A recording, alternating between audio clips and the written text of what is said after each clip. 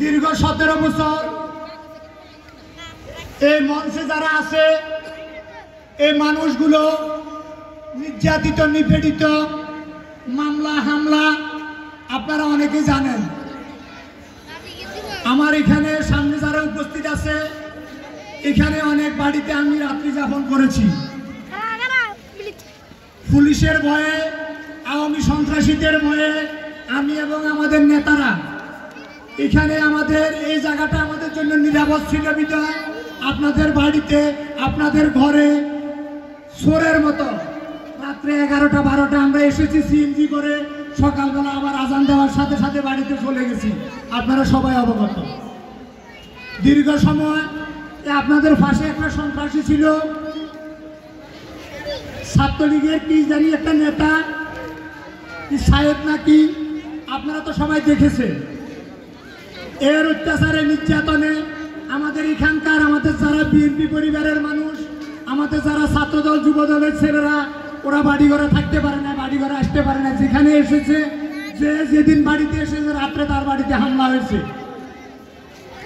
প্রিয় ভাইয়েরা, এরপরও বাংলাদেশ জাতীয়তাবাদী দল, জাতীয়তাবাদী ছাত্র দল, জাতীয়তাবাদী যুব দল এবং বিএনপি সকল অঙ্গ সহযোগী সংগঠন বিএনপি কর্তৃক দেশ বাঁচানোর জন্য যে কোনো আন্দোলন কর্মসূচি বিএনপির কেন্দ্র থেকে ঘোষণা করেছে।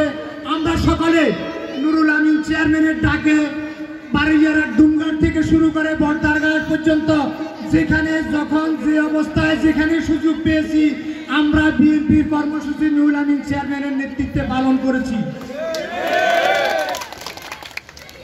মিরেশ্বরের মাটিতে আন্দোলনে সংগ্রামে হরতালে অবরোধে জেলখানায় হাসপাতালে একমাত্র নেতা ছিল নুরুল আমিন চেয়ারম্যান।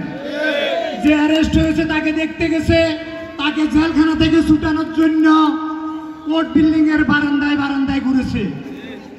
আমি কিন্তু একমাত্র নেতা, উনি কোর্ট বিল্ডিং এর বারান্দা আমাকে দেখতে গেছে। আমাদেরকে ভাত খাওয়ানোর মানুষ ছিল না সেদিন, কেউ ভয়ে ভাত নিয়ে আমাদের জন্য যায় না, কেউ ভাত নিয়ে সেদিন নাস্তা নিয়ে আমাদের জন্য যেতে পারে নাই। আমাদের কাপড় চোপড় গুলো আমাদের কাছে যে পৌঁছাই দিবে একটা নেতা কর্মী সেদিন পুলিশের ভয়ে ছাত্রলীগের ভয়ে যেতে পারে নাই। উনি আমাদের এই দুজনের গাড়িটা হাতে করে নিয়ে কোর্ট বিল্ডিং এর বারান্দায় গিয়ে দাঁড়িয়েছিল। আমরা কি সেরকম নেতা চাই না?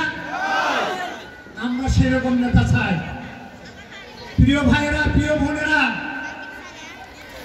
বিএনপির বিরুদ্ধে অনেক রকমের ষড়যন্ত্র হচ্ছে। এখন অনেক রকমের দেশি বিদেশি ষড়যন্ত্র হচ্ছে।